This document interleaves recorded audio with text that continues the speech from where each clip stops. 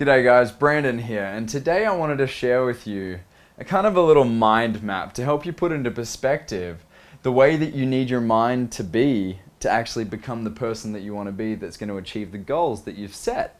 You know, whatever those things are on your happy island. And, you know, you may hear some of the coaches at Zone talk about, you know, living above the line or living below the line. And they might say, look, that's a below the line behavior. I can't believe she said that. Or, well done, that's amazing. You're truly living above the line now.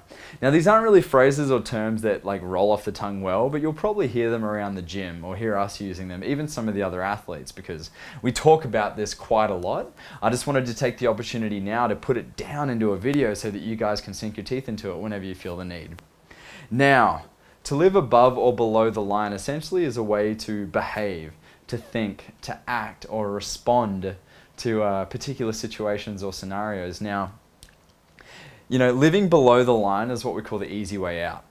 You know, being a victim is the easy way out. Woe is me.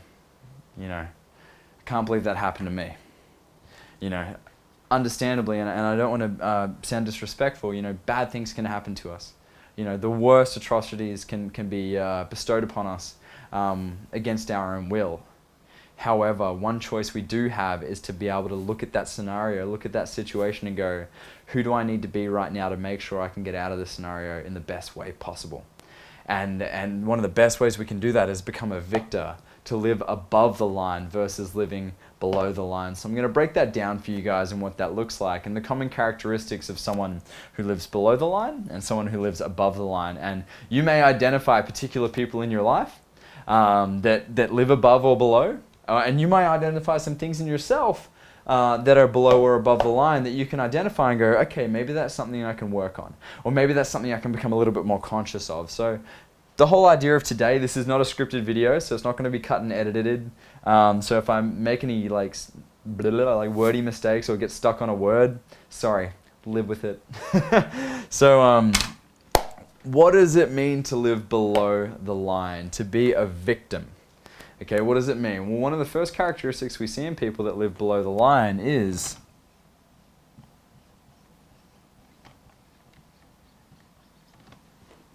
they make excuses. Now, excuses can come in many forms, but at the end of the day, an excuse is giving yourself permission to not take responsibility. Okay? Oh, I'm late because of the traffic. You know, oh, I hurt myself because, you know, the trainer didn't warm me up properly. You know, making these excuses are essentially creating stories to hinder us from the ability to take responsibility for our actions. In turn, takes the ability to change the situation or scenario out of our control, because guess what? It's not our fault, it's their fault, right? So excuses are a common characteristic of someone who lives below the line. The next common characteristic that we find is denial. Living in denial.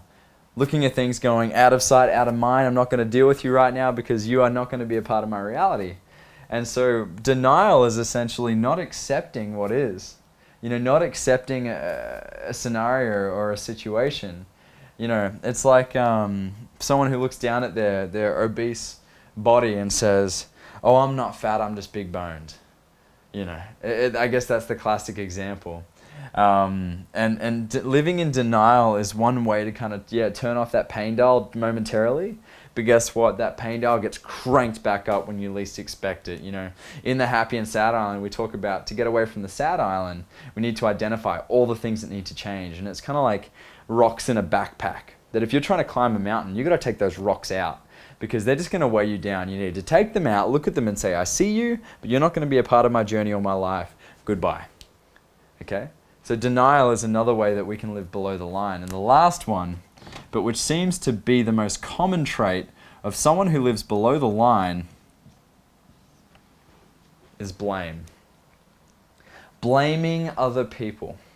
Blaming other organizations, situations, scenarios. By blaming, we're casting away any responsibility from us because, again, it wasn't our fault. It's their fault. You know, the government did that to me, you know. Blame is such a common characteristic in people because people just don't want to take responsibility. You know, they don't want to say like, you know, that I got to own this. I'm responsible for some of whatever's going on in my life. They'd rather cast that blame to something or someone else. And these are ways, blame, denial, and excuses, these are ways that we can become a victim and live below the line. And as many of you know, being a victim is, it's really hard to kind of progress or move forward in any successful way if we're carrying this stuff with me. Because look, unfortunately, at the end of the day, people don't want to get behind victims. So maybe some people like to help victims here and there, but they're not going to follow a victim into battle. They're not going to follow you into the, or paddle with you towards your happy island if you're going to be taking this stuff with you. Now, let's turn that aircon down. Now, what is it like to live above the line?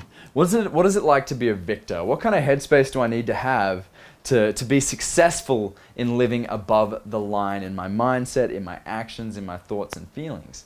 Well, one of the first things that comes into living above the line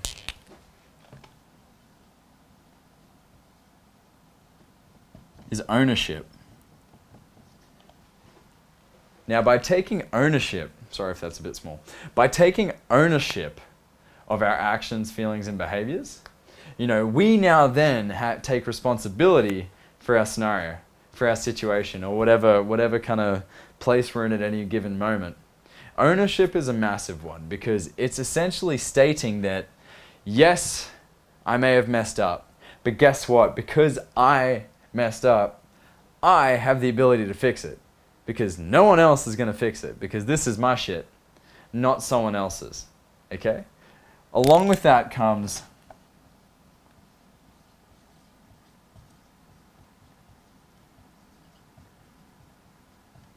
accountability. Now, to be accountable is to be someone that can be relied on, someone whose word is their word and it is a sacred bond. Okay, now I'm sure, and I myself am so guilty of living below the line and not being accountable for my actions. Not being held accountable for some things that I've messed up. And by actually having accountability and in being an accountable person, people can actually now depend on you. They can actually rely on you, and they generally will believe in your word because you follow through with the things that you do. So being accountable is massive in this whole spectrum. I guess the opposite of being accountable is being in denial. And finally, the last thing we need to be, or last thing we need to do to live above the line, drum roll please,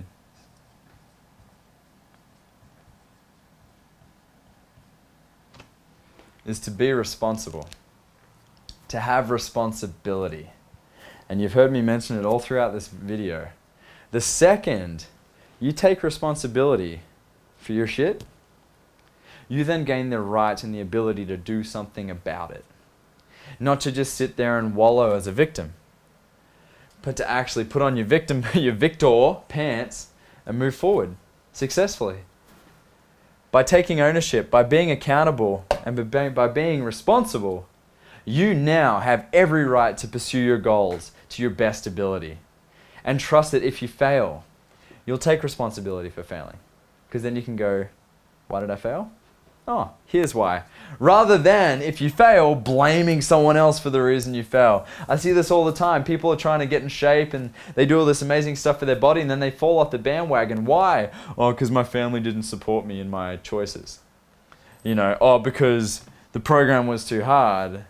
Or because, the people around me weren't supporting me in the way I needed to be supported. That's living below the line. But by actually living above the line, you now have gained the ability to do something about your scenario, to actually paddle effectively towards your happy island and ditch the rocks out of your backpack.